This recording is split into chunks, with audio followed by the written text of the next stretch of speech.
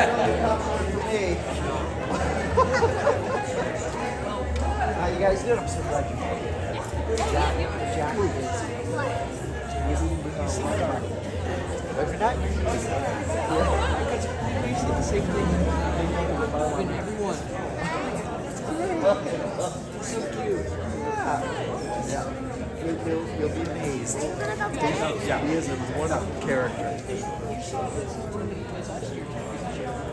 So, I try to do this. So, yeah. Glad you made it.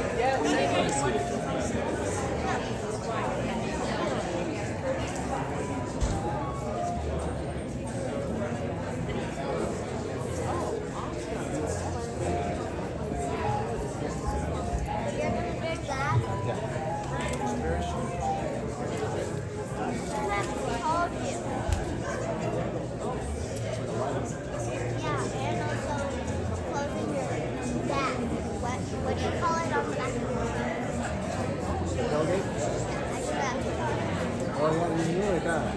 And I knew it too, because this is the second time it happened. One time we went all the way to the gas station, and then I realized it was not so good gas. Tailgate something.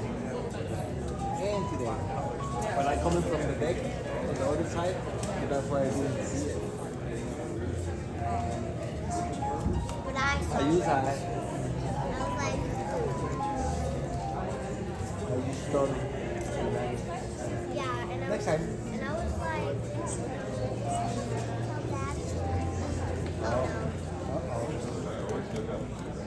Good afternoon, folks. How you feeling today? Welcome. Thank you for spending your Sunday afternoon here at the Durango Arts Center at our 14th annual 10-Minute Play Festival. My name is Jason Lithgow. I'm the executive director here at the Durango Arts Center, and it's such an honor for me to welcome you guys here. Thank you. This project is really neat. It's something very special for Durango, who's been done for almost 15 years in a row. 2020 doesn't quite count, so we forget that. But we here at the Durango Arts Center are not a municipally funded organization. We rely on members, sponsors, and donors to make everything in this building happen. So if you're a member here at the Arts Center, thank you for being a part of the family, and hope you're taking advantage of the discounts in the shop, discounts for tickets and classes, and taking advantage of all those benefits that you're getting, along with being a great supporter of the arts. If you're not, check out DurangoArts.org. I give you a list of all the great benefits that you can take advantage of there. We always want to thank our sponsors as well. Here specifically for our theater season, we want to thank Alpine Bank, Community Foundation serving Southwest Colorado, Four Corners Broadcasting, Sotheby's Realty, Honeyville Distillery, and 360 Durango. If you want to give them a hand for joining us here. If any of you guys own a business or want to be part of the sponsorship or have your logo on things, we are in the middle of our sponsorship and membership drive right now. Come and find me or go on the website, send us an email. We'd love to talk about how to expand your business and exposure as well to all our great audiences. I want to also thank, especially this year, Monica DiBiazzo. Monica came in last year as our theater managing director and now taking over some artistic side as well, so I'm really excited to have her a part of this thing. She helmed this project, and it would not have happened this year if you've noticed it's in May instead of October. In years, we figured we'd take the kind of competition out of this, and all the plays that were read were narrowed down to the top 8, and instead of the audience picking a winner and another one just kind of getting chosen for the play, every playwright is getting a royalty check, just like a real professional playwright would get if their show was produced in a theater. So yeah, we've evened it out to every playwright. Yeah. So and that was really Monica's brainchild for this one. So it's really neat to see those changes and keep this thing fresh. So thank you to Monica, wherever she is. Also, thank you to back there, Jesse and Sophia, doing lights and sound for this, putting all the tech stuff together.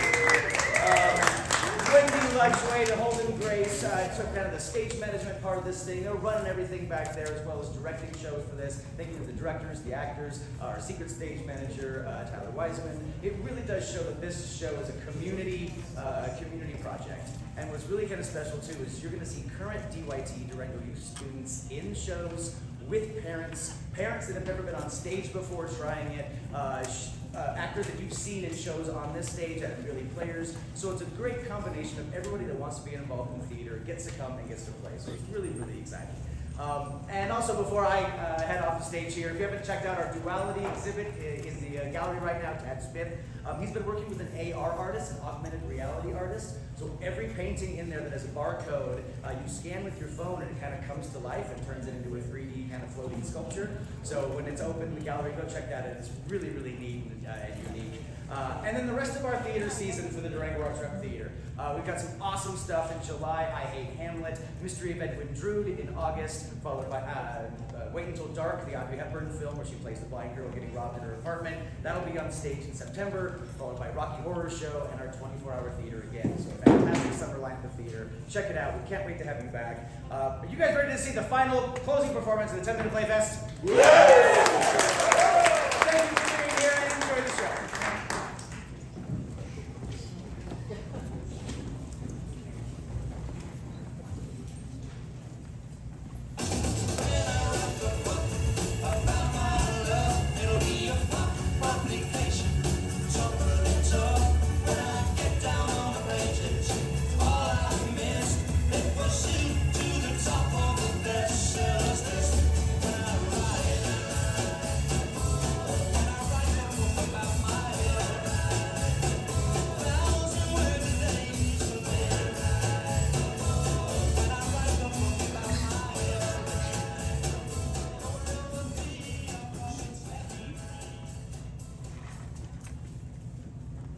That's how you start your play?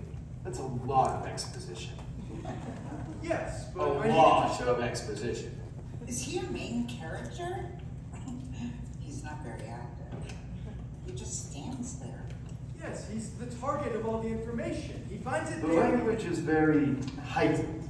No one talks like that. No one talks like that. Well, maybe they do in the world of this play. Your own world isn't good enough? Look who thinks he's better than everyone else. I'm trying to show a character who... He floats a few inches from the ground. It says so right there. Yes, it's a visual metaphor. Well, la-dee-da. No one will ever read this. No one will ever like this. No one will ever produce this. I don't get it.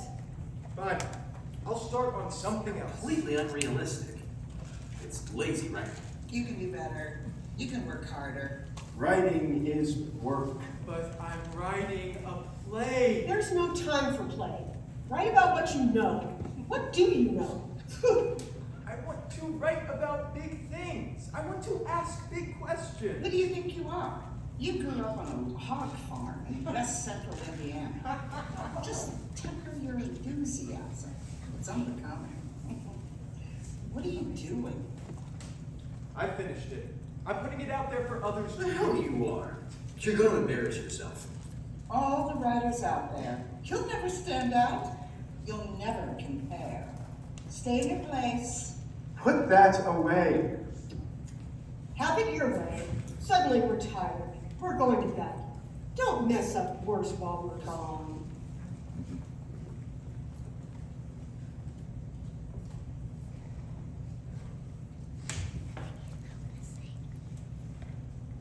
The date is August 3rd, 2017. I navigate the New Play Exchange on my laptop. It's a website where playwrights can upload their works to be read, where they can share who they are.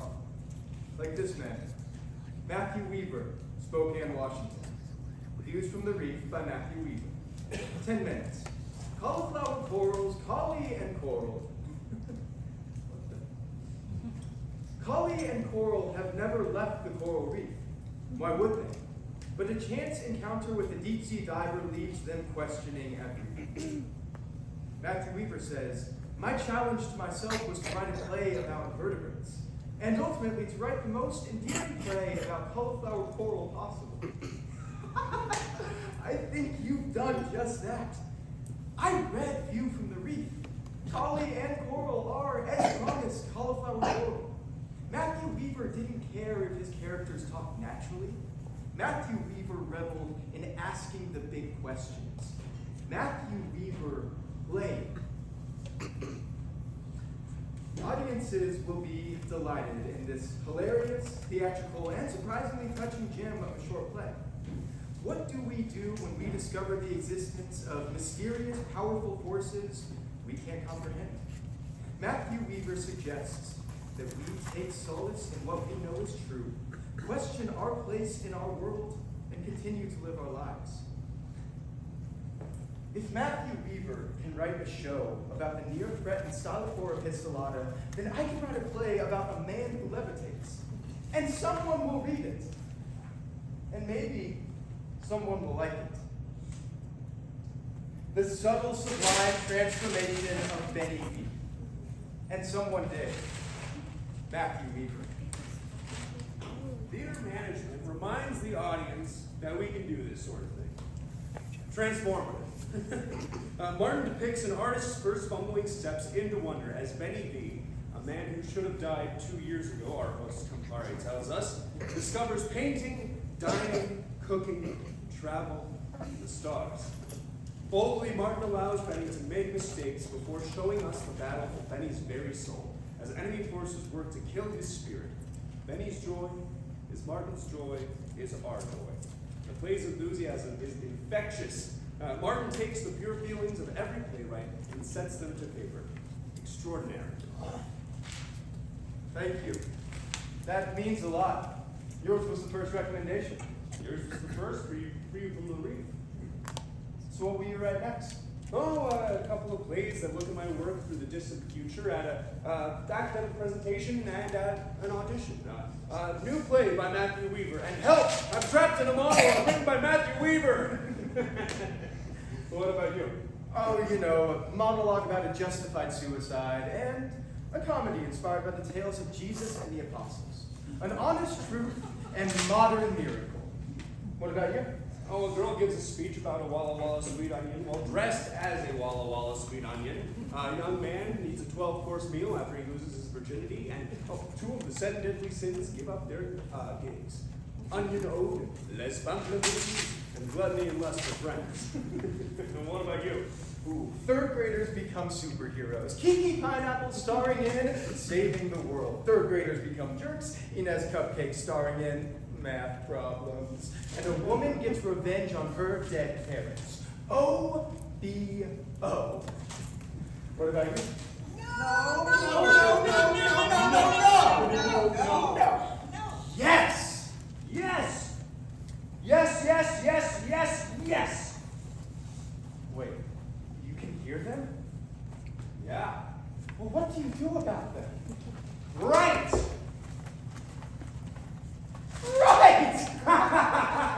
Plays about kissing. Boys kissing their brothers' girlfriends. Boys kissing girls on funhouse rides. Robots kissing. The first kiss of humankind. Plays taking shots at lethargy and apathy. Plays that teach us that it's okay to forgive yourself for past mistakes. Plays that show that art is art even if it doesn't match everyone's taste. Oh, well, now, how about that? They're just mean. We know who you're talking about.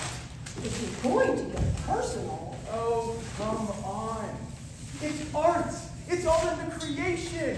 It's about finding and discovering and expanding and connecting. And maybe it's not.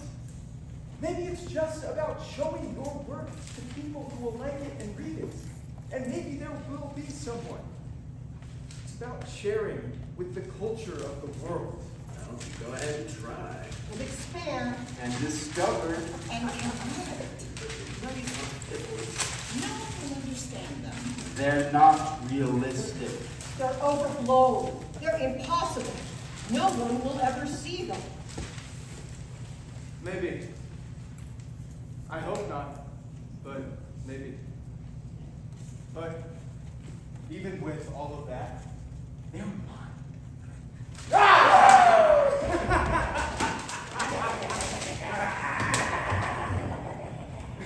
Vegan voices! Oh, you ever write a 1-minute play? No. What? No way. Oh, yeah. A 1-minute play about all the animals in the world. A 1-minute play about a boy having sexual stereotypes passed on to him. 1-minute play about teachers saving their students' lives. A 1-minute play that deals with the audience's stereotypes on sexual identity. Naming a place, following Jesus at different ages. Ooh, a romance that uses stage directions as dialogue. 26 different plays, each celebrating a different letter of the English alphabet. An immersive 1-minute experience in which the audience is murdered by a despot. Isn't that a bit much? Yes, it is.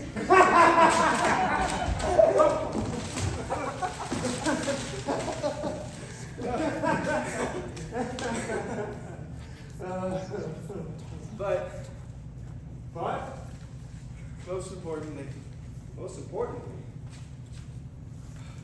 play about trust and joy and acceptance, support, camaraderie, and love.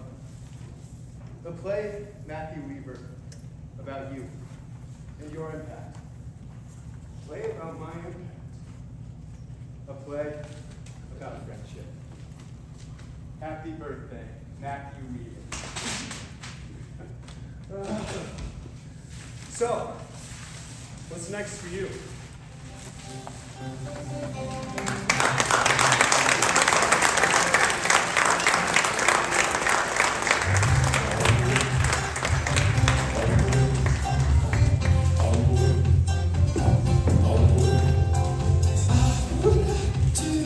Reach out my hand, oh myself, oh man, tell you to run. Nobody say, nobody else. Well, pick me up where going hand, oh myself, oh man, tell you to run. There's just so many to read and so little time. How about this one? A car driven by Devin moving north from Palm Springs, California to Salinas, California. Fair enough.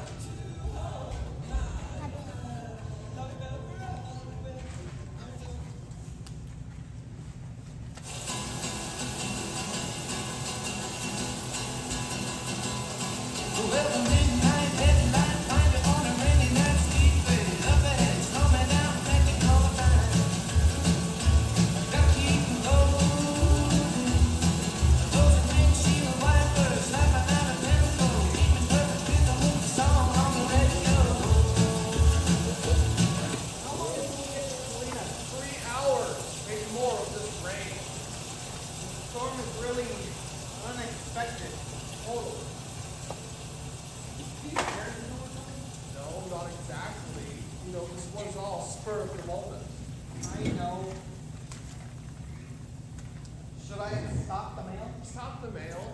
What do you mean? I mean, how long are we going to be in Salinas? Oh, I don't know. I honestly don't know.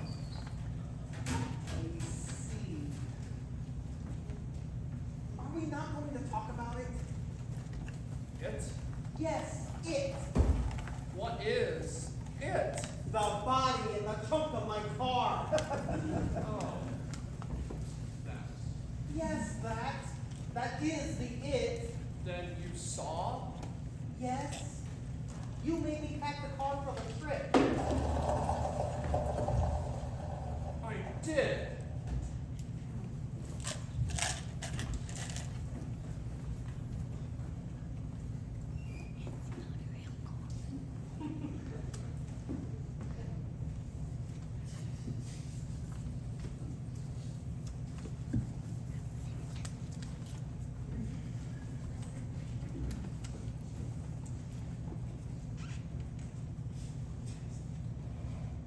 So.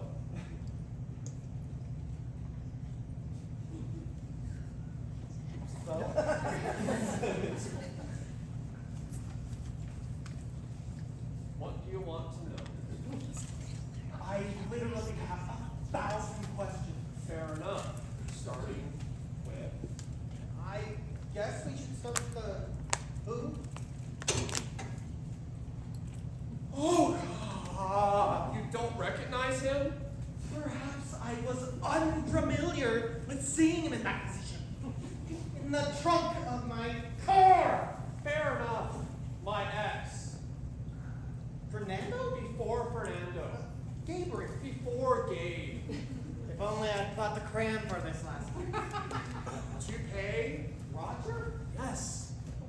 obnoxious laugh? Not anymore. So, Roger, how? What forced trauma? And if I don't watch CSI, I'll blow the back of the head. With what? Golf club. Golf club? You don't play golf? You don't have my lucky 5-iron? What's your handicap? I have trophies from college. What is your current golf handicap?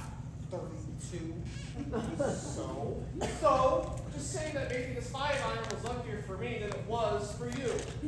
Fair enough. Where did this happen? The garage. Mostly. The garage?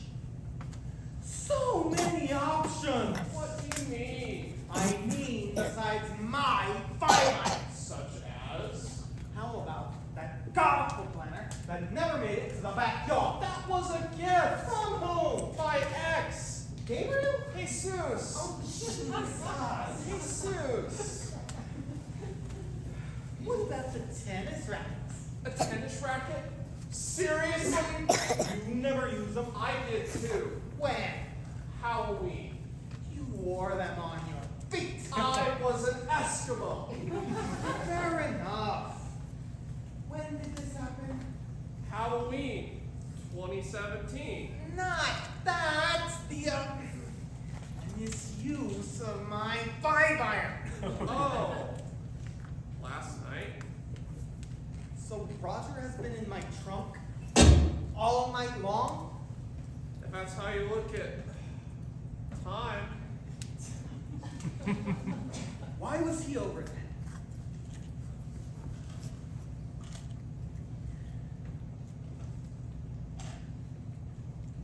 Are we moving on to the why? Yes, I think we better. Slowly, then. All right. Why was he over there? Came to visit, to talk. Just to talk? You didn't. What? You know. Oh, that? No. No? Not even a little? What does that mean? Not even a little. You know. No, I honestly don't know. Oh, okay. Okay. Did he? What? Did he hurt you? No, nothing like that. Aww. What? You worry about me. Of course I'm worried. There's a dead body in the trunk of my car. He is dead. Buried. And my 5-iron? There'll be a new one under the tree. Thank you. We're just picking up. Yeah, we should get going. Don't get stuck in another storm.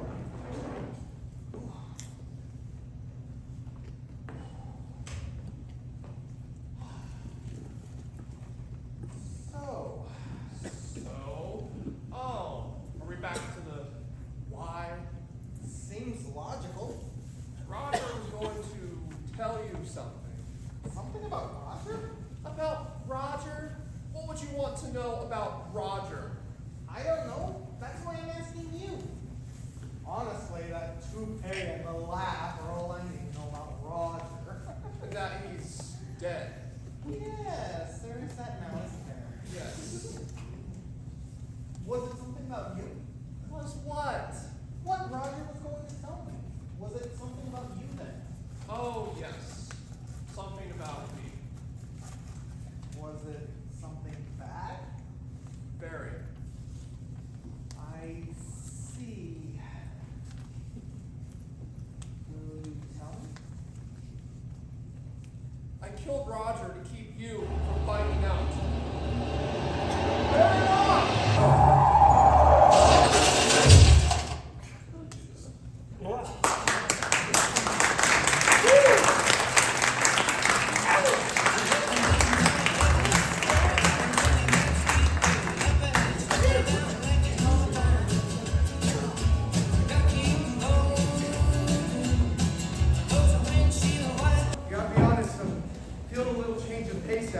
one. How about this?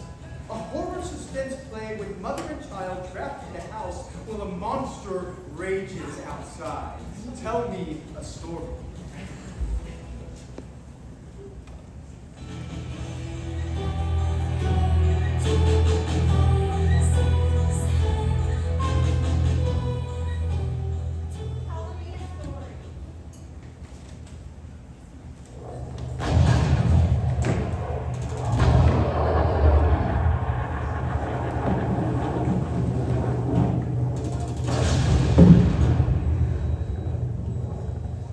You good? Never better. Hey, love you More. most.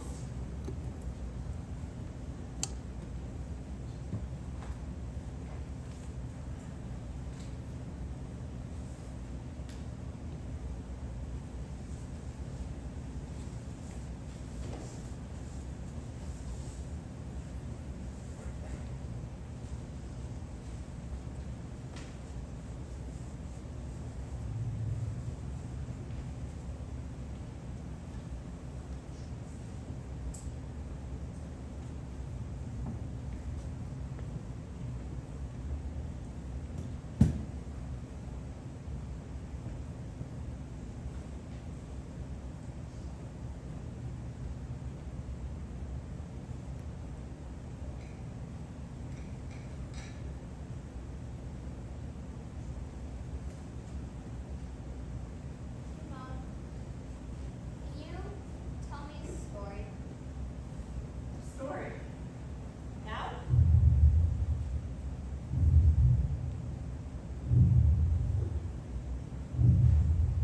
Yeah, I mean, the Leviathan smelled real, right? Well, I'm afraid, and I need to distract myself. Plus, you know I love your stories. Still? Not too old for story time with your mom. Come on, Mom, seriously. Please. I want you to know that no matter how old you get, I will never say no to story time. So, what kind of story do you want? Adventure? Mystery? Rom-com? Slice of life? Slice of life. Not this life. It should be a nice life. Sort of like your life when you were growing up. How it was before all this. Can I make things up? Yeah, historical fiction. Historical? Ouch! All right, fine. Many years ago, but not too many years ago, there lived a girl and her mother. They lived together in a yellow house with a red door and a big old maple tree in the yard. Maple tree? Oh, right. How do I explain a maple tree? It's a tree, but not quite like the ones out there. It's got leaves, lots of leaves, in red, yellow, and orange, and green. Kind of look like this. Wow, you saw these? Like in real life? That I did. Guess what else? To tap a spout into the trunk of the tree, you could sometimes get out of it a sweet syrup that you could put on other food or just eat by itself. You're making that up. I'm not. But even if I was, you said fiction was okay. I meant you could make up people or things that happen, not the entire world. I need the world to be real. Okay. Okay, just close your eyes for a second. Why? It's fine, I'm here. Just close your eyes. Try to picture everything that I'm saying. Try to picture yourself in the story. Good. Now, where are we? Wonderful red house. Yellow house. Yellow house. Red door. And a huge tree with funny leaves in the front yard. That also gives you syrup for some reason? Suspension of disbelief, my love. Yeah, no, I believe you. Okay, you tell me.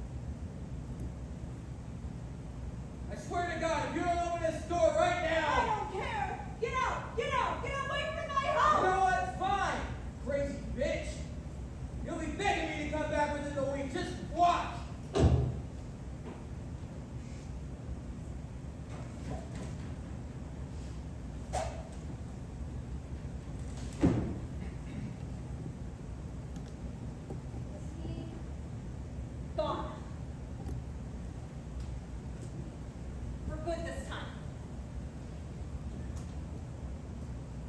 Hey. Love you. Most. What have you got there? This story I was writing.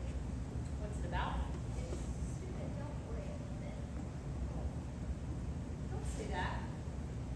Can't be stupid if you wrote it. Besides, I'm not worried. I'm curious. Please? What's it about? Well, it's about this mom and kid who live in a hellscape overrun by monsters who obey a fierce beast, the Leviathan.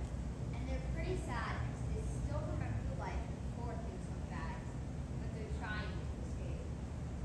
See. Sounds pretty cool. Did they make it out of there? I'm not sure yet. Oh. Maybe.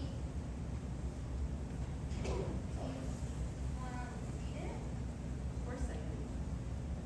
Wait. Better idea. You read it to me. Really? Yeah. Go on then. Tell me a story.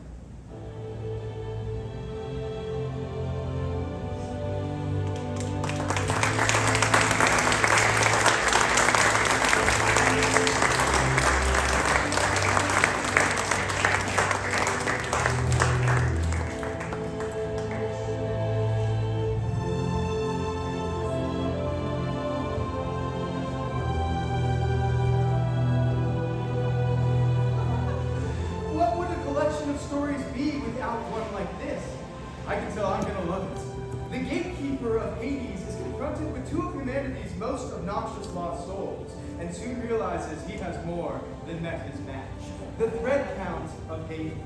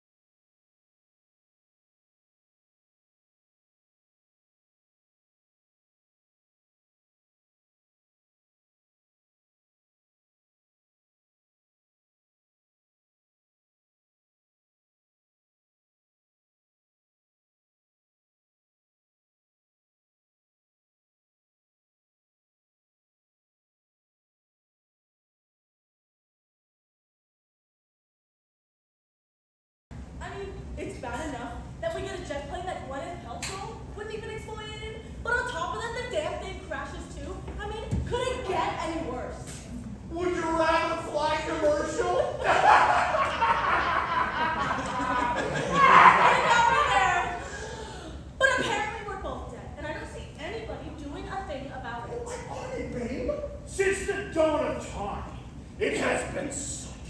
Lost souls are led like lambs to the slaughter, down to this festering abyss, this pit of perpetual misery. That shall be your doom for the eon. Oh, this is just unacceptable. What? This is not acceptable. He doesn't get it. I'm telling you, he doesn't understand. His English isn't too good. Ah, I see now. Denial, a thing we savor. The truth of where you are will dawn slow and painfully. I know just where we are and why. Our jet had a leak in the radiator. The pilot hated me because I have a hot wife. And that turbulence over Bermuda, probably something to do with the Illuminati. You are not telling me a thing, but I am telling you that the amenities here are subpar.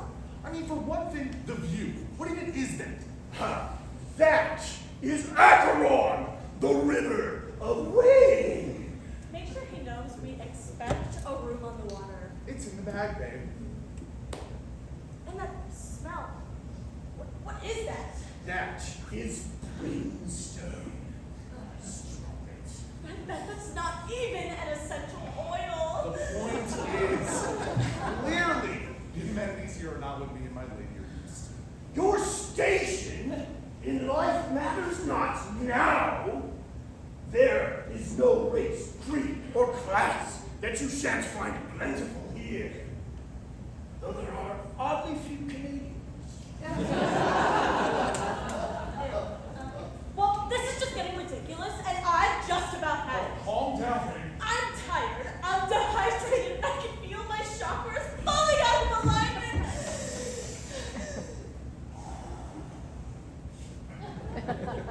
Namaste. You just tell the concierge that he better get his act together now. I am not the concierge! Did you know that those are the exact words responsible for starting the French Revolution?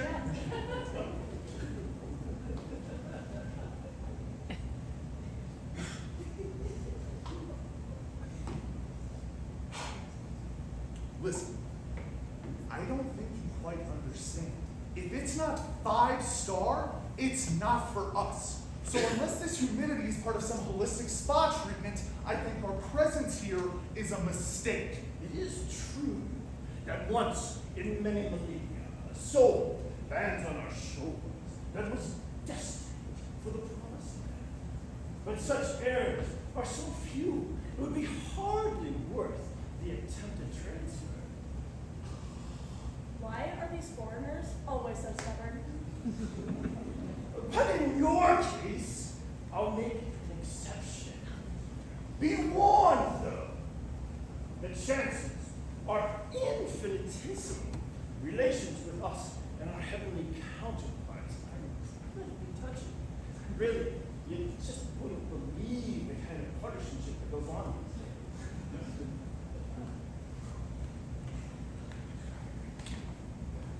What is that? Look at that phone!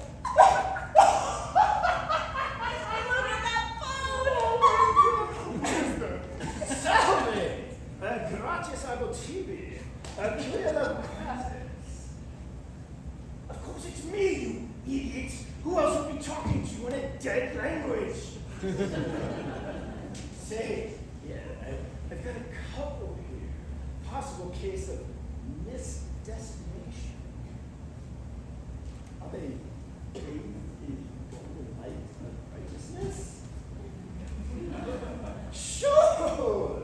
Yeah, their names are Carson and Jessica Whitney. Yes, and they both claim that they were actually destined for the glorious kingdom of heaven. Why are you laughing? No, I'm not trying to be funny. Don't ask Michael if he wants to hear a good one. All right, so the chances are small. But won't you please at least look into it as a personal favor? Come on, you just gotta take this two off my hands. How about we work out some sort of a trade, a deal? How about this? You take them, and we'll take J. Robert Oppenheimer, and anyone with more than 5 tattoos. Hello? Hello?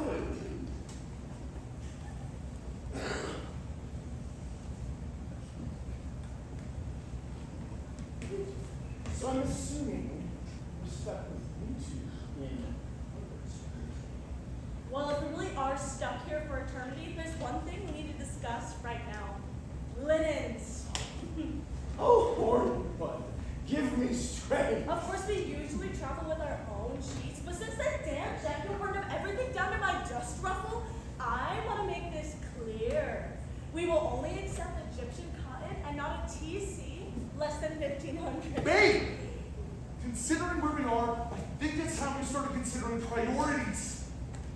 I won't even consider driving a golf cart that's not professionally detailed. How is that more important than linens? You're not going to sleep in your golf Oh, cart. you never know, babe. 36 holes can be brutal work. Oh, you're just gonna never do. Cease this meaningless babble. This is where you were sent, and this is where you will stay. You have earned it with your cruelty, your selfishness, and with the arrogant way you humans walk the earth. You have reaped what you have sown. You alone are responsible for your fate. There is no one to blame now but yourselves. I don't like the way this guy is looking at me. My lady doesn't like the way you're looking. There's something funny in his eyes. Something that really scares me. I think I know what it is. This creep is coming on to me. I can tell he's gonna try to ravish me. Oh my God! And after that, he's coming after me. I bet he's got his whole gang around the corner. I bet they'll talk funny just like him. We need to call somebody. Right now! Security! Police! Police! My lady needs help. Sweet saints, help me! I just can't. I can't. I can't. Oh, he sweats over there. Look at me, I'm schwitzing even in hell. Someone should be expected to suffer like this. Oh, how you two make me want to be a better man. Hey, look! I think we almost made a crime. I could have been an ordinary demon, but no, I had to have a title. This is turning into a freaking Shirley Jackson novel. Fairy tale Andrew Jackson, president in the 1970s. It's forever. We're permanently stuck like this. What am I going to do with you two? Why is this happening to me? This is horrible. This is awful. It is torture. It is absolute and utter torment. These homeless types are always laughing. Oh, mighty Lucifer, how could I have doubted your malevolent genius? Now, I see your true intent. You have called these spy home, and henceforth they shall do our work for us. My lady doesn't work, and I have a trust fund. Forevermore, those who have been rude and demeaning in life shall pass through these gates and at once become one of the service workers of hell, and you shall be their eternal patrons. Well, if their work is no better than yours, they're definitely not going to give you tips. Yes, yes. Of course. Think of the suffering you cause, the criticism, the complaints, the meals, setbacks for no reason at all. And if anyone thinks that I'm expecting a second-class pedicure, had better start thinking again. Yes, yes. And there's a tech billionaire coming in 2042 who's going to want to hear all that. Look, I don't give a crap about foot care, all right? The only thing I care about is that when you show Fight Club, it is always presented. Yes. And there's a sleazy politician coming in 2029, and he's going to get right on that. And I certainly hope you have a good dietitian. I'm vegan. No dairy and deathly allergic to anything that's the color orange. Oh, blessed be. Hey, you know orange is just a conspiracy created by the Chinese to confuse us, right? Don't get me started on stuff made in China. Those damn kids can't even stitch a decent hat. Oh, Satan, I bow to you. I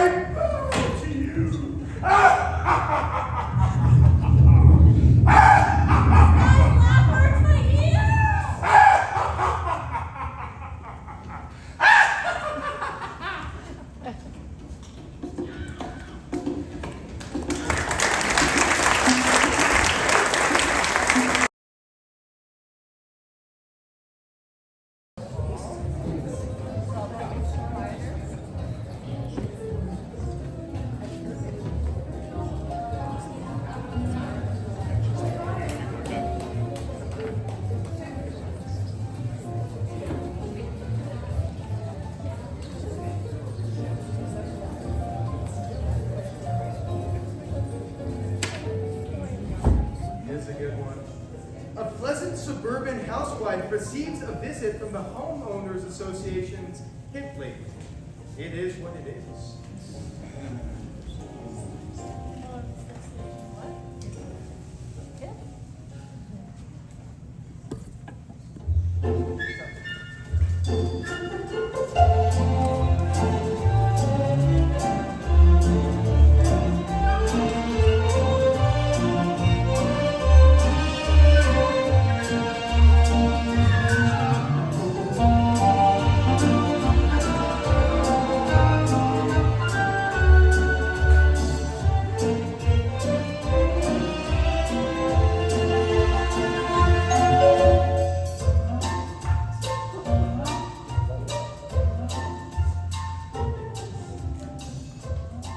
Yes. Hi. Mrs. Pontus? Yes. Donna. I'm Angela Rufino. I live over on Norbury. Ah, it's very nice to meet you, Angela. What? I just dropped by to shoot your husband. Is this a bad time? No. Come on in. Have seats. Thank you. I'll get Henry. Coffee? Sure.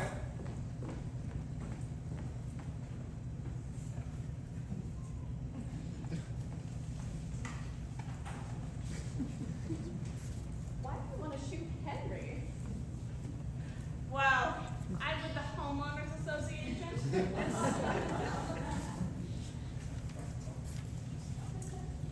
Mitch Graham, you know, the president, he knows I'm a professional hit woman, so he asked me to donate some of my days off. That's very commendable of you. It is what it is. Is your job very lucrative? It's a living. Or a dime.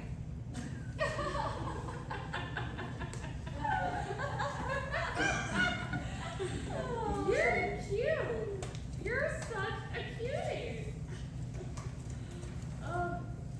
Excellent coffee. What brand is it? Farts from Hell. Terrible name. Great coffee. Strong. Look, I don't mean to take up a lot of your time. Oh, I'm so sorry. Jeopardy is on in a few minutes. Henry Ponces. He'll be right down. Are these your wedding photos? Yes, and others. This one, Henry took of me at the Savaris. That's that sex motel. Look at your areolas. Mine are like nickels. You are very lucky. I get them from my aunt. Listen, Angela, I have to do something. Shoot. But no, really, why do you want to shoot Henry? What is it, Pumpkin? Oh! Hello, Angela. Goodbye, Henry. Wait, Angela? Henry, you know Angela? Slightly. Slightly, he says. Look, I can explain everything. Well, I hope so, because I'm lost. Don't let the word that she tells you. Well, why not? Angela seems a very trustworthy person, Henry. Thank you, Donna. You're blocking me. Oh, I'm so sorry. I don't love her, Donna. Well, of course not. Why would you... Wait a minute. What are you telling me? I mean, she hasn't already... I haven't told her anything, Louis Armstrong. Now, Jeopardy's on in a few. Come on, let's go. What's going on, Henry?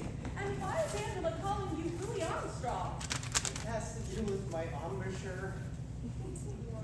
The way he moves his lips. I mean, I can walk for a week. Oh! But, you mean? Again, you're a very lucky woman, Donna.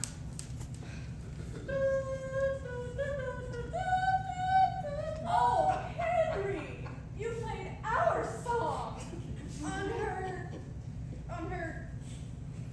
her... Oh, Henry, how could you? I couldn't remember how Winchester Cathedral went. That's not what I meant.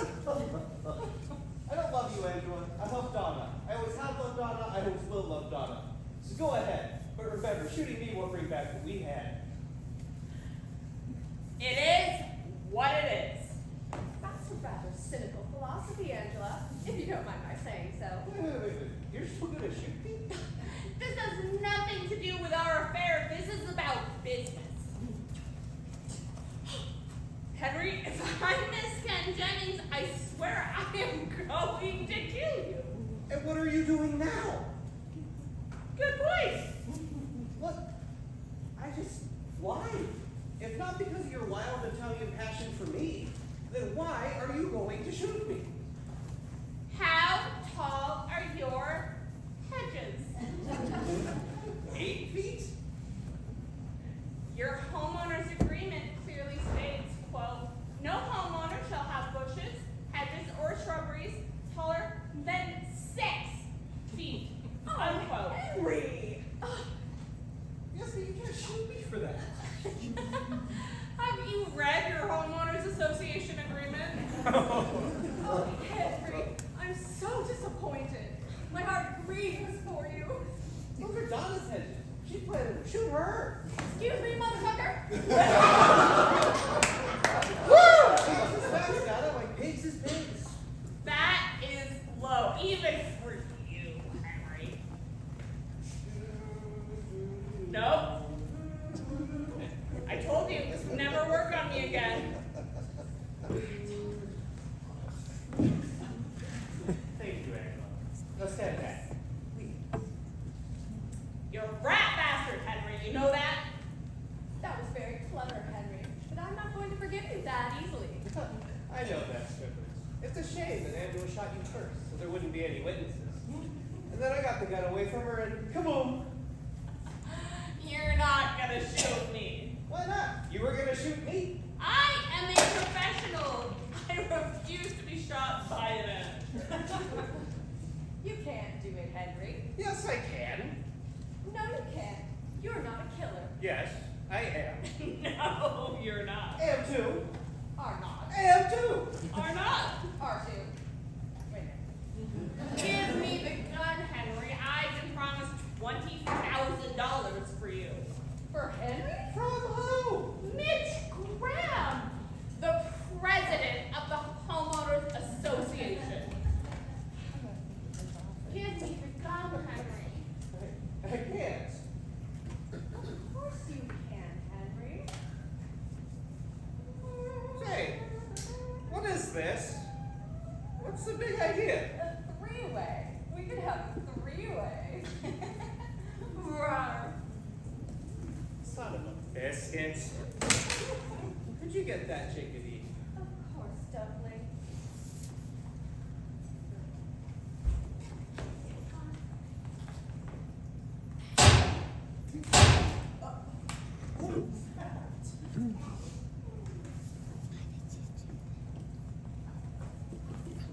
Hello, is Mitch Graham there?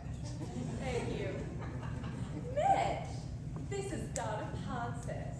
I think you owe me $20,000. No, not Angela. Me. And the cleanup tree right away. Thanks. Condolences? Yes. Yes, I understand. Yes, he was a wonderful man. There. Look. It is what it is.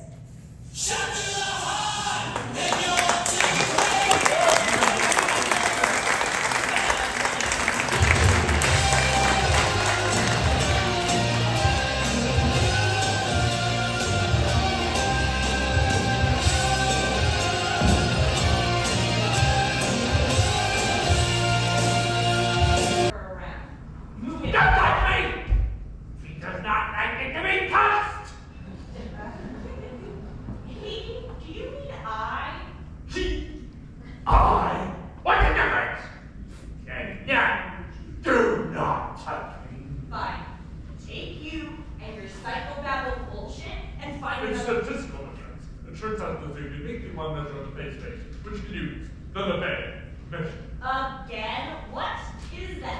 This is because it is preserved under the transformation of phase space, being essentially the only measure given the conservation of the bit. It's not bullshit! Oh, really? What is it then? There's many worlds theory. Right now, I'm only concerned with one world. My world. So pack up your shit and find another spot. The choices that you make in a world of mayhem are the exact opposite that you make at the same time. So if I decide to hit you in the head with my guitar case in this world, you won't get hurt in another world. Not exactly, but in theory. Yes. So if you move in this world of mayhem, you won't get hurt in this world or any other. Yes. Yes. Is that all you have to say? Does that mean you are getting my point? Loud and clear. I just take my thing. Yeah, you do that.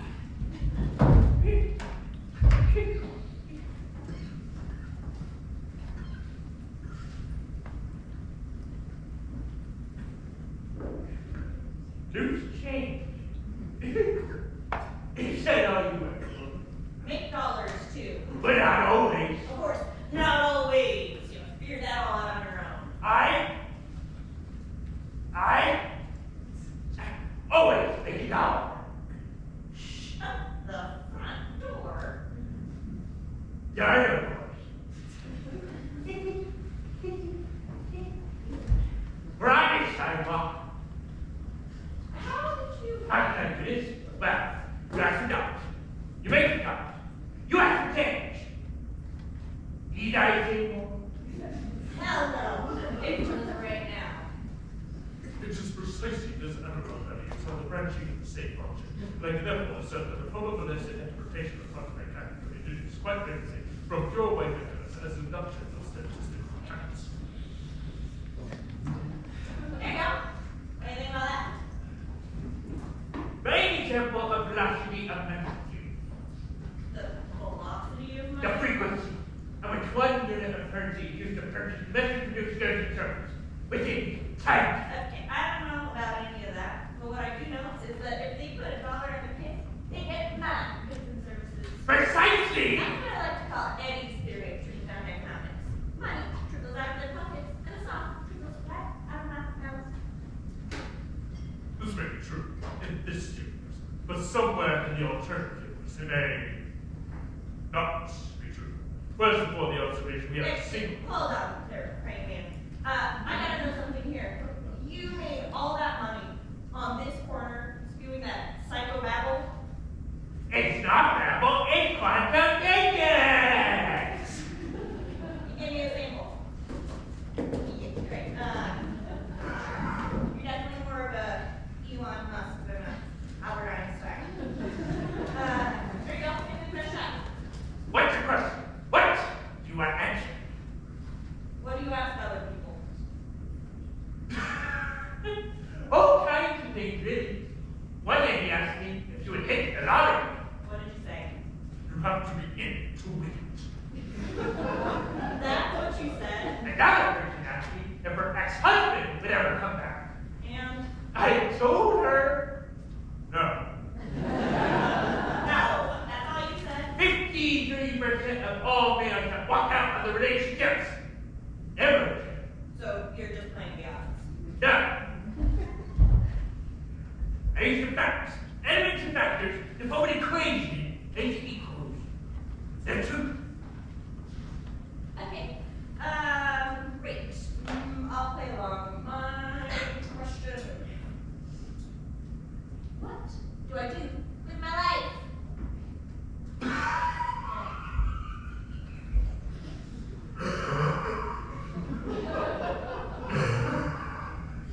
You're already looking at the answer. You? Shit, I'll get my dollar back. Back the right foot head. Great choices like what? Like, don't pick up that bottle anymore.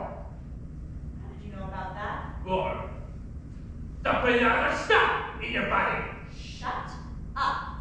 Or, instead of drinking about it on the street corners, Get a job that pays you to play music. Yeah, sure. You try it. It's not that easy. It's a lot harder. Where do I find a job like that? That picture will cost you another $1. I didn't give up. Drink. I did not give up. Yes, you did. When things got a little too hard and your boyfriend broke up with you and he moved back all without you. How did you know all that? The process of analyzing the flying. What is that? Is that translate? What are you, a professor from USC or Stanford or something?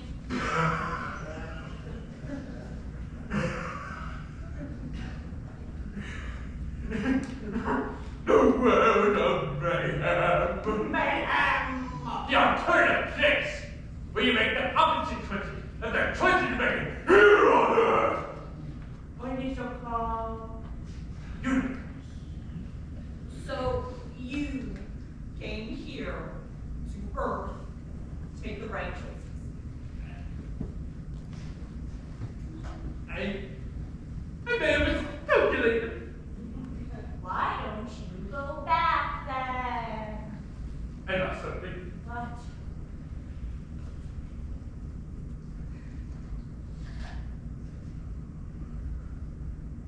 My spaceship. But I gotta go, buddy. Make the right choices here, and it'll make it a lot easier. That's easier said. Leave the pain in the alternative universe.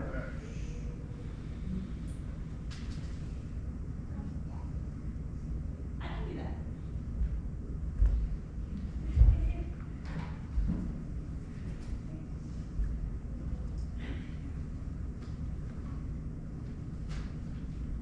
Hey, wait a second. I did learn something. The velocity of money. You paid. Now I have to give you money, goods, and services. I like the faster. Got a favorite song? Don't you both? Yeah, sure. Sailors fighting in the dance hall. Oh man, look at that caveman go. He's in the freakiest show. Take a look at the lawman beating up the wrong guy. Oh man, wonder if you'll ever know. He's in the best-selling show. Is there life on Mars? Whoa.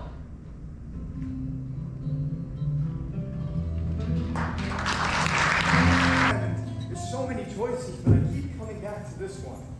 When Edith finds out what her best friend borrowed from her neighbor, she must do everything she can to stop Bessie May from going forward with her insane idea. If not stopped, Bessie May's life as she knows it will end. Something borrowed.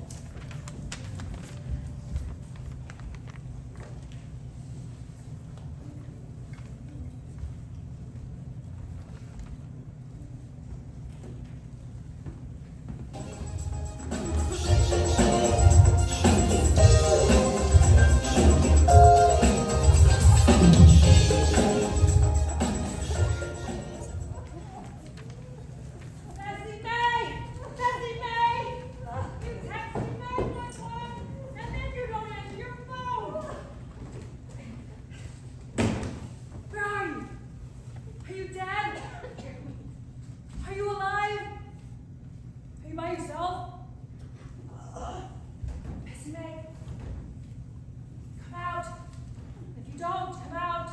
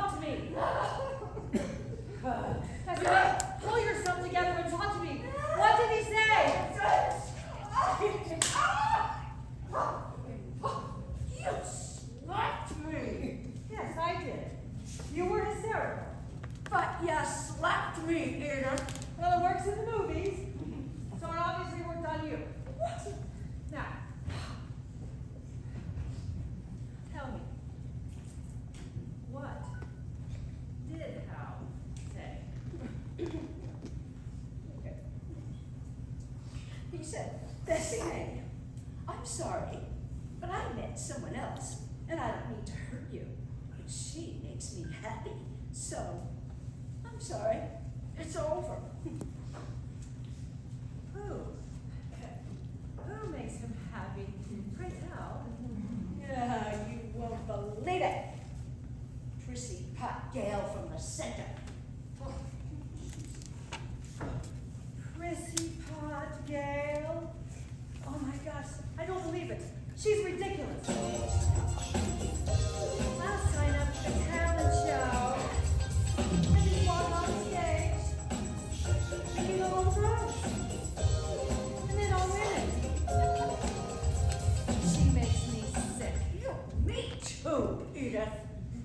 And I'm going to kill her. Kill her? Why not kill Hal? What a great idea. I'll kill both of them. Splendid. I'll watch. Anyway, you want me to make some popcorn? Oh, you saw those bakery cookies? We can eat a bunch of junk food and watch them naked and afraid. That'll fix any heartbreak. Edith, you ate all the cookies, didn't you? I don't blame you. But I think I saw some cookie dough in the freezer. We can thaw it out and eat it raw. That'll fix every heartbreak. I'm serious. So am I. Junk food will make it all better. I borrowed a gun. No, you didn't. Yes, I did. Look. Oh my gosh. Where did you get that? From my neighbor, Jose. You know that house across the street? You know, we're always saying, well, it looks like a drug house. Well, it is. Jose sells drugs. He thought I went over there to buy some drugs. No, but I mean, I can't do that. Okay, I gave him $500 to borrow that. $500? Have you lost your mind? No, we made a deal. He said he'd give me back half my money when I returned that gun tomorrow. It was kind of like a win-win triple threat. Wait a minute. You told Jose you were planning to commit a murder with that gun? Well, of course I did, Edith. Why else would I borrow it? You know what? It's perfect. You know what? Because Jose, well, he's also in a gang, and he's got lots of guns. He said, that's loaded. And to have fun. Have fun. You know, his conscience is seared, Edith. I don't know. Maybe he thinks it would be fun. I don't know. But I think he's really a nice young man. You know, I did go back over there, and I did give him the rest of my bakery cookies. And you know what he did?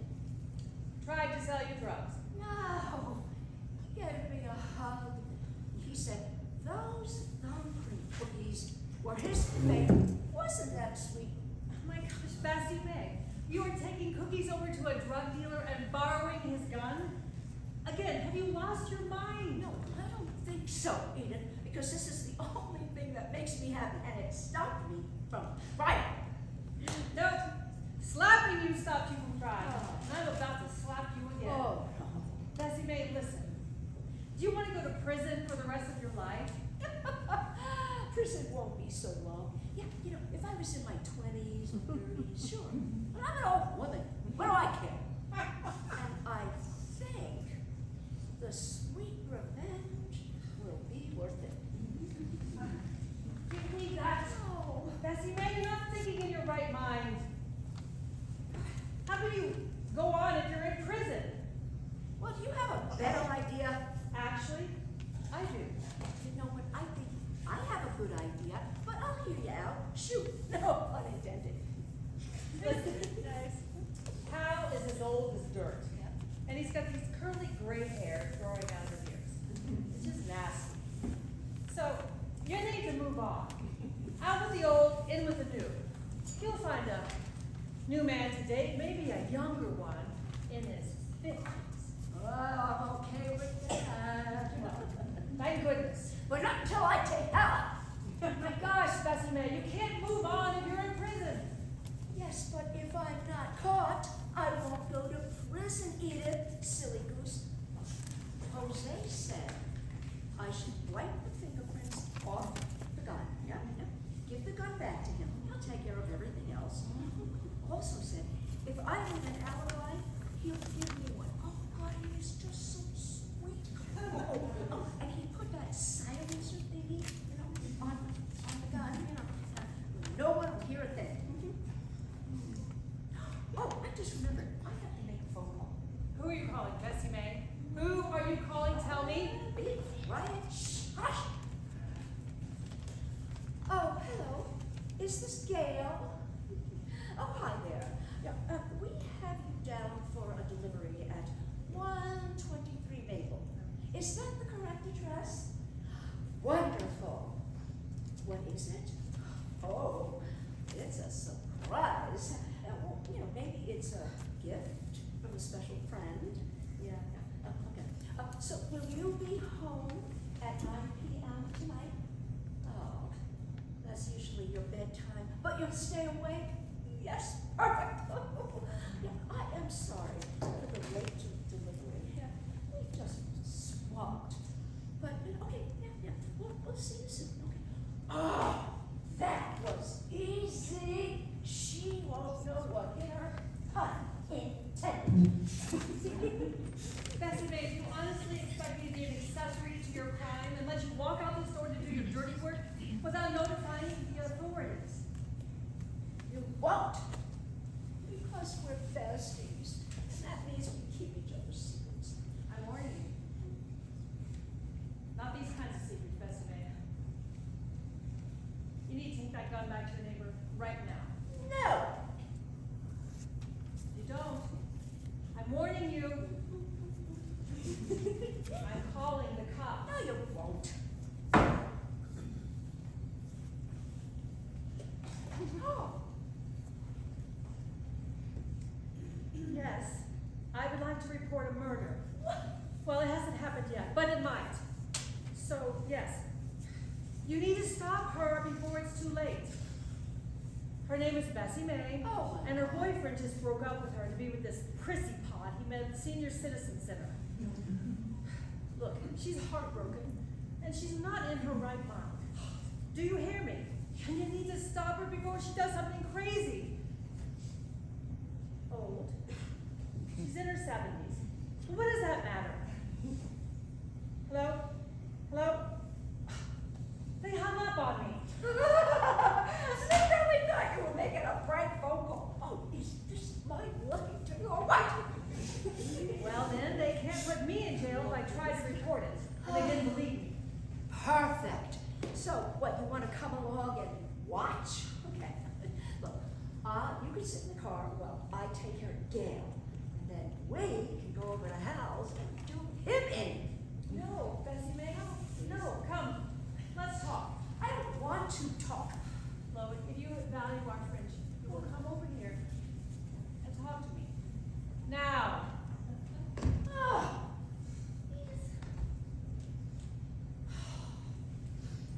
Listen, what you're going through is normal. You just need some time for your emotions to catch up with your heart. Yeah. And, Hal doesn't care about you. He doesn't love you, and he never has. Oh my God, now I want to kill myself. No, you don't. This breakup isn't about you being not worthy, because you are. You're smart, you're beautiful, and you deserve to be treated like a queen. Hal's a disgusting pig. So you should be happy it's over. I should? Yes. But you'll find someone younger, I might add. I will. Yes, out with the old and in with the new. Yeah, but I thought he was gonna put a ring on it. Hogwash. You would have told him to jump in a lake. No, I would have said yes. I have an idea. Pretend I'm Hal. Okay. Bang, bang. Okay. Thank you.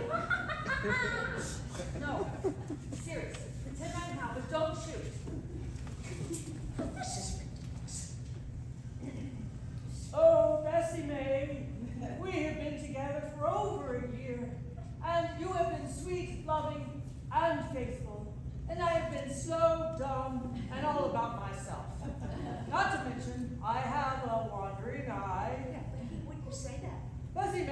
forgive me. Over my dead body. No, actually, over your dead body. Bessie Mae, please find it in your loving heart to forgive me for being a flirt and also for flirting with your best friend Edith. What? He flirted with you? Yes, he did. Always winking at me. Saying we should meet for coffee or dessert or anything in between. Whatever that meant. What?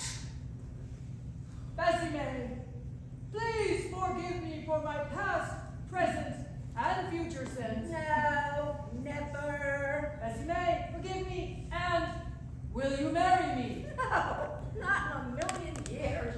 That's right, not in a million years. He and Prissy Pot. Yeah, that's her name, Prissy Pot. They could be miserable together. And we don't even care. No, that's right. She deserves him, and she can have that lying, cheating piece of scum. I'm so glad you came to your senses. Gail will be crying over that wretched man before you know it. And you will be laughing your head off. You're absolutely right. He is a scumbag. I don't really want to kill him. I want to see him fall on his face when I move on with some new hottie out there.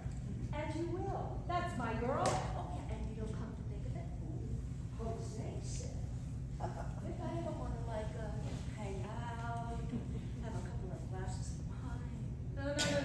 Not Jose.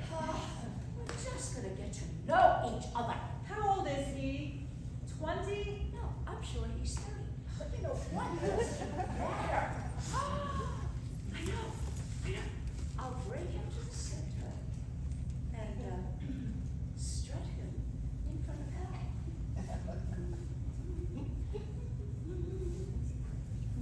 Oh, hell. Oh, this is my new lover, Jose. Yeah, the drug dealer from across the street. Oh, well, I'm not going to tell him that. I'm just going to make him jealous. I don't like this idea, but especially your other one. Yeah, well, I just want to eat junk food and watch Naked and Afraid. Me too. I'll make some popcorn and I'll get the cookie dough in the freezer. We'll eat the entire roll. Yeah. Oh.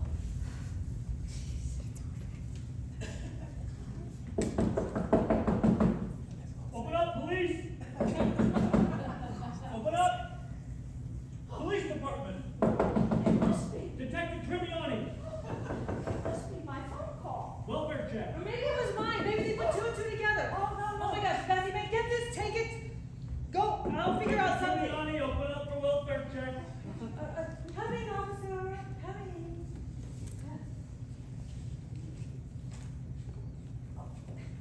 Hello, officer. Hello, officer. How you doing?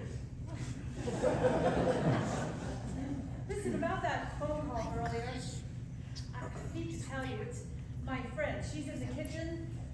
She's a little demented, if you know what I mean. You know, cuckoo. So there's nothing to see here but a couple of sexy ladies about to make some cookies. Oh, look it! I killed the cookie dough. See what I mean? Cuckoo.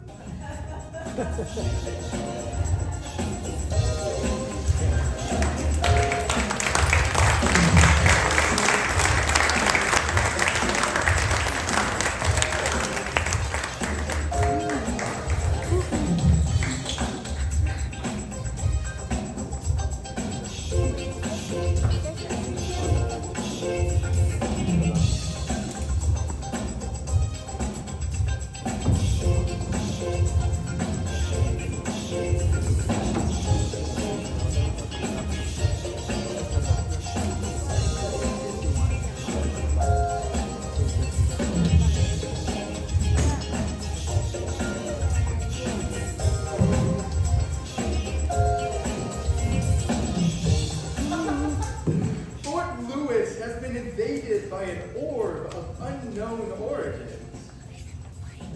Maybe just one. The orb.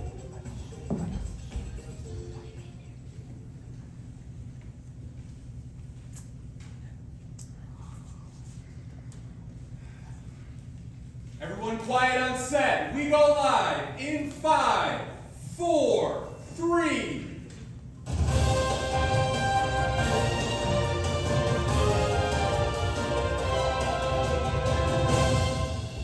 Good evening, America. And no, you don't have to adjust your television sets. Of course you know who I am. I'm award-winning anchor of MSCNN Evening News, Lori Lee. And it is my, let's call it an honor, to be joined by my co-anchor, Lori Lee of Fox News. That's right, the dream team of Lori Lee and Lori Lee are together again for a third show. Yes, the Lee sisters are in the house. The Lee sisters are in the house. But let me get serious for a moment, because this story requires the whole world to be serious. In fact, it may be one of the biggest events of all time. Oh, yes, of all time, it may be even more important than Travis Kelce and Taylor Swift at the Super Bowl. Well, let's not get ahead of ourselves. I know it's hard for you folks at Fox News, but let's try to stick to the science. And that's why we are joined tonight by one of the world's leading astrophysicists, Professor John Wendell. Professor Wendell, can you tell our viewers what has happened? Well, I'd be delighted to, Miss Lee. 2 days ago, a student was walking across a soccer field on the campus of Fort Lewis College here in Durango, Colorado, when they discovered a glowing object partially buried in the dirt. The student contacted campus police, who in turn contacted the Department of Homeland Security, and within 12 hours, the entire campus was shut down. The U.S. government mobilized their greatest scientific minds, including yours truly. The Colorado National Guard evacuated the remainder of Durango, and my team has been investigating the orb with drones and satellites for the last 48 hours. And since this is now day 3 of this emergency, many viewers are wondering if MSCNN will be able to encapsulate this story in a snappy catchphrase. The answer is, of course we can. We're MSCNN. Welcome to day 3 of the orb on the fort. Day 3 of the orb on the fort. Go to commercial, go to commercial. Go to commercial. We've only been out there for a few minutes. Oh, and if you don't go to commercial, I'm going to embarrass you on live TV. Go to commercial. Are we off the air? Yes. Okay, we're off the air. You've got 1 minute. What is your problem? Besides your hair, your face, your boobs, your brain? I told you 2 days ago that it is the strict policy of the Flux News Network that all story catchphrases must rhyme. So the orb on the fort doesn't rhyme. Orb, fort. Okay, it's close, but I see your point. Okay, I've got to back up. How do you like the orb on the norb? Well, it rhymes, that's good, but what is a norb? I don't know, it's just a word I made up that rhymes with orb. So we tell our audiences that the field where the orb was discovered is nicknamed the Norb. Believe me, if I say it on air, at least half the country will believe me. By tomorrow, we'll have activists mobilized across the nation marching to save the Norb. And we'll have our catchphrase, the orb on the Norb. And it'll rhyme. It will rhyme. So we good? We can go back on the air? We can go back on air. Everybody quiet on set. We go live in 5, 4, 3.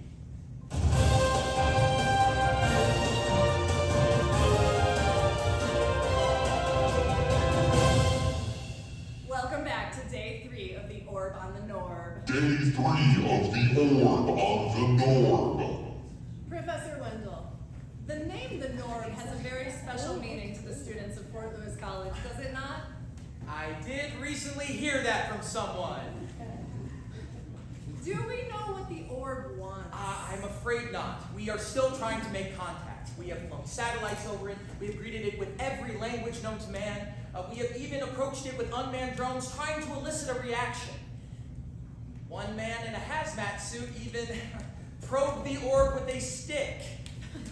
Who would be fool enough to approach glowing alien technology wearing nothing but a hazmat suit? That would be me, ma'am. I am your fool. Major Matt McMillan, U.S. Army retired, reporting for duty. Excuse me, Lowry, but as Major McMillan is a Fox News expert, I'll be asking the questions. Major McMillan, You approached the orb wearing nothing but a hazmat suit. I don't know if that makes you one of the most courageous men in the world or one of the dumbest. Well, Lori, I'd like to think I'm both. If I may ask a question, Major, when you probed the orb with your stick, did it feel solid, metallic? Well, thank you for that question, Professor. It didn't feel solid or metallic. It felt rubbery and hollow. Quite a mystery. Rubbery and hollow. Professor, what could that mean? Excuse me. My segment. I'll ask the questions. Rubbery and hollow. What does this mean, Professor? Rubbery and hollow. It could mean anything. I think we need to presume that the technology within the orb is far superior to our own. That what we perceive as rubbery and hollow could be perfectly designed for alien intergalactic travel. That is fascinating, Professor. Major McMillan, you made first contact with the alien technology and approached it wearing nothing but a hazmat suit. Why? Again, my segment, my witness. I ask the questions. Major McMillan, you made first contact with the alien technology and approached it wearing nothing but a hazmat suit. Why? Well, Lori, there comes a time when every patriot must make a stand. Ooh, I certainly like the sound of that. Please tell us more. Well, real Americans have had enough. This country is under attack. Whether it's Chinese spy balloons flying overhead, or illegals rushing the southern border, or extraterrestrial aliens flying here in their fancy schmancy high-tech orbs. If the pencil-necks in Washington won't protect this great nation, real Americans will have to do it ourselves. Wow. Just wow. Major McMillan, I'm Lori Lee of MSCNN. I'm sorry to interrupt you two lovebirds. But could you please tell Miss Lee about the bet? The bet? Oh, yes, right, the bet. Well, in addition to my strong sense of patriotism, I may have also been slightly motivated by a bet. The bet? Please tell our viewers more about this bet. Certainly. Anyway, since I retired from the Army, I've been living here in beautiful Durango, Colorado, and I do most of my drinking on Main Street at VFW Post 4031. Oh, Post 4031! No, Post 4031! Anywho, Lori, I was at the Post watching you and your television coverage, and this animal by the name of Frankie Blondetto from Bayfield, Colorado, says to me, I bet you don't have the guts to go up to that orb and jab it with a stick. So naturally I said, you want to bet? Well, when the bet was big enough, I went outside, I climbed into my Hummer, and I drove up to that orb. What that animal Blondetto didn't know was, I have a variety of hazmat suits at home in my personal bomb shelter. I mean, in my two-story Colorado home. So I grabbed my favorite hazmat, jumped back in my Hummer, drove up to that orb, and I jabbed it several times with my stick. So you won your bet. I won my bet. Except that stupid animal Blondetto refused to pay. He said by wearing a hazmat I violated the rules. What rules? Stinking animal just didn't want to pay. I'm sorry to interrupt, but I've just been informed there's a child on the Norb and he's approaching the orb. Professor Wendell, can you look at your monitor and tell us what you see happening on the Norb? Day 3 of the orb of the Norb. Thank you, Lori. There is a child approaching the orb. There is a child approaching the orb! I estimate that the child is a boy and that he is about 50 meters from the orb. Excuse me, Professor. By way of clarification for Fox News viewers, 50 meters is approximately 54 yards. And for further clarification for those Fox News viewers in Texas and Alabama, 50 meters is about half the length of a football field. If I may, Professor, could I ask you a clarifying question? Of course. You said that you estimate that the child is a boy. How were you so able to quickly determine if the child identifies as a boy? I looked in my monitor and the child appears to be a boy. So you cannot say conclusively that the child is a boy. That is why I use the term I estimate that the child is a boy. Were you at all concerned that by so haphazardly concluding the child's gender that you may misgender the child? Admittedly, in my haste to describe the emergency of the child approaching the orb, I may have spoken too hastily in identifying the child's gender. You know, Professor, if you really didn't know how to determine the child's gender, I could tell you where to look. All right. Thank you, Professor. I'm glad we could clarify that important issue. Please continue. The child who may or may not identify as a boy is still approaching the orb. I would say that he, she, or they is now 20 meters from the orb. By way of clarification for Fox News viewers, I am informed that 20 meters is about 22 yards, and for further clarification for those viewers in Texas and Alabama, 20 meters is about a yard longer than a fully loaded 2024 Ram pickup truck. Ram trucks are Ram tough. Thank you, Lori. The child who may or may not identify as a boy is standing over the orb. He, she, they is bending over. They are taking the orb into their arms. He's moving the orb? He's moving the orb! Yeah, this is Major Mac McMillan, U.S. Army retired? Yeah. Code A Alpha 3454562. He's moving the orb. The orb is leaving the orb. I repeat, the orb is leaving the orb. I'm authorizing the airstrike. Operation Flamin' Arrow is a go! I repeat, Operation Flamin' Arrow is a go! What are you doing? I'm calling it an airstrike. Airstrike? Why? Well, we had that orb under control, but once that so-called boy moved that orb, there's no telling what having that orb could do. I mean, if it was in Russia or China, I'd say, why not let the orb devour a few million commies, am I right? But not in America, Jack. Not on my watch, Professor. Well, I'm not going to tell you where he is, especially if you're going to call an airstrike on him. That would be like murder. Oh, relax, Professor. The airstrike will be tactical. Limited casualties. And the boy?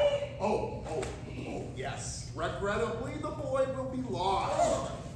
But my team at the Pentagon assures me that the boy will be among a very low, acceptable number of casualties. An acceptable number of casualties? Yes, and remember the old proverb, the needs of the many outweigh the needs of the few.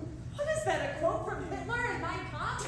No, that's from Mr. Spock from Star Trek II, The Wrath of Khan. Oh, love that movie. Did you know that Ricardo Montalban was 61 years old when he portrayed Khan in that film? I didn't know that, but could you hold that thought for a second, Professor? I got a call in the airstrike. No! And I want to hear all about it. Listen up. I don't know where the kid is, but it doesn't matter. You lock on the orb and take out everything within, say, I don't know, a half-mile radius? The boy is gone! Okie dokie. Gone? How could he be gone?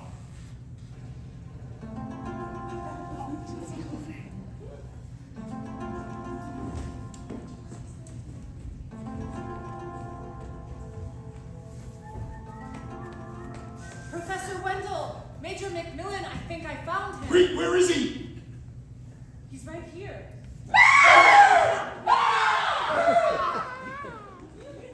The boy and the orb are right here. But why are you holding that orb, little boy?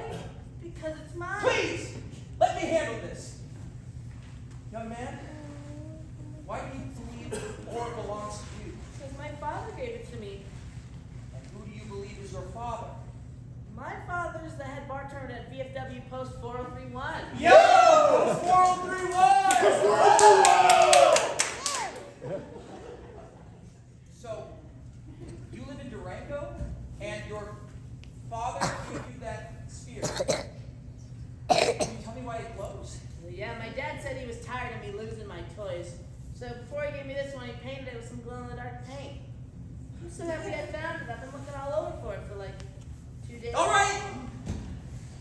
Head on home. It will be dark soon. Okay. Major, call off your airstrike now. All right.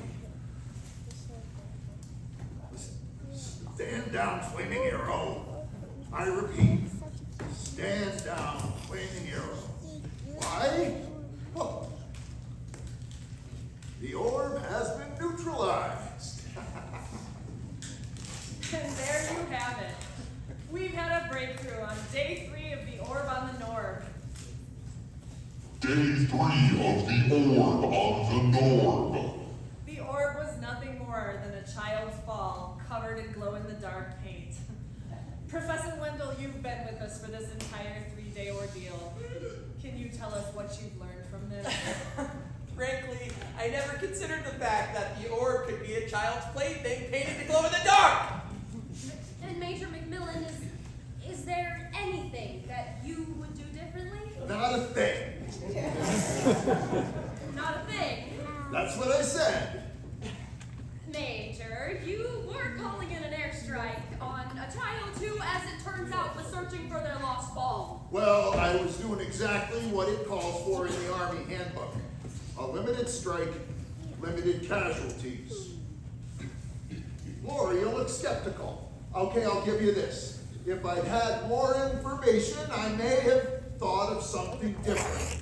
But as the old proverb goes, limited facts always leads to danger. And what is that, a quote by George Washington or Benjamin Franklin? No, that's also Mr. Spock from the first season of Star Trek. That series was far superior to the Next Generation, although I do enjoy the work of Captain Jean-Luc Picard. Well, that wraps it up for day 3 of the orb on the Norb. Day 3 of the orb on the Norb. I'm Lori Lee. And I'm Lori Lee. Good night. I'm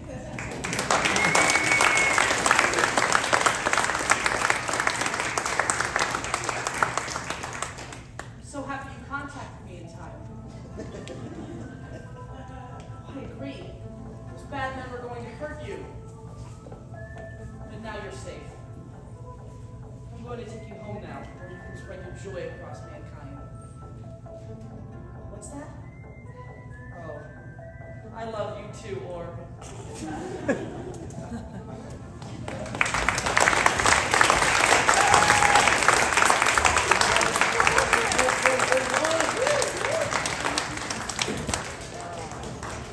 Oh my gosh.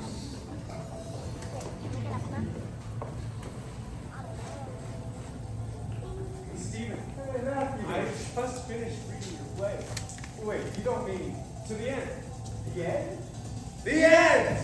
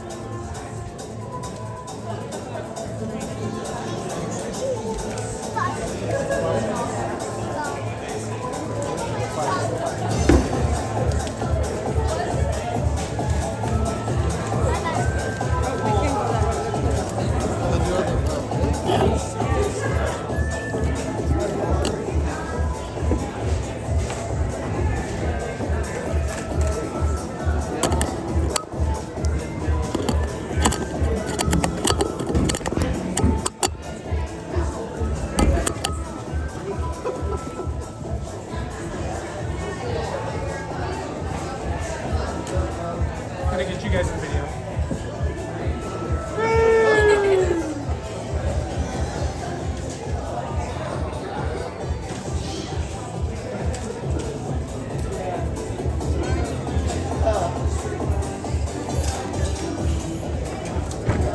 Okay, excuse me.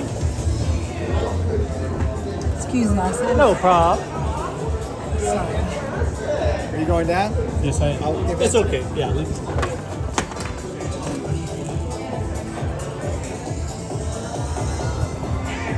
Woo! Scared me. Didn't even see them.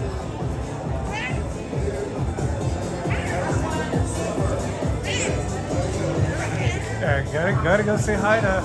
Yeah, it's better to refer to it. Oh, I see.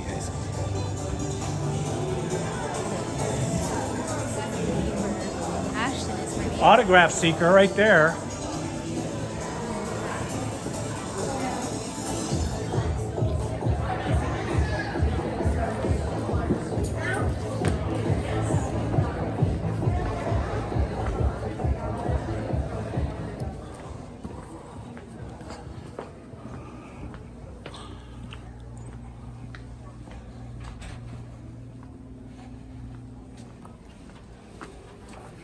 Woohoo! Orb on an orb. Save the orb. Did you record the whole thing? I did. Hell yeah. I did. We are making actual video. I'm not just being surreptitious and I know all these actors and actresses. They just don't want to be on camera. No. Oh God. Oh.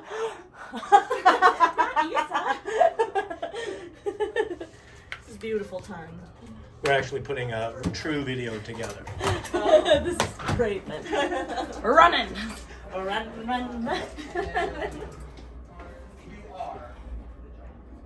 You've been handing out candy. I have. Everybody deserves chocolate. There you go. I love it.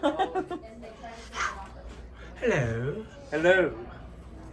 And what about your part in this play? I play the genius homeless guy. Is this your costume? My costume is in the. So it's not your costume? It's part of the costume. Oh, very good. Get some lines on your face. Very good. Yeah. We're gonna run through bows, y'all. You can let those guys know. Apparently we're running through bows. They're doing a... Doing bows. Sorry. So we're making an actual video. Not just me. My name is Luca, and I am. So what? We should act decently. You're Luca? I'm Luca. You're Luca? Yes, that is my name. I think I texted your mom today. I think you could turn that off. Wow. Hey, MT.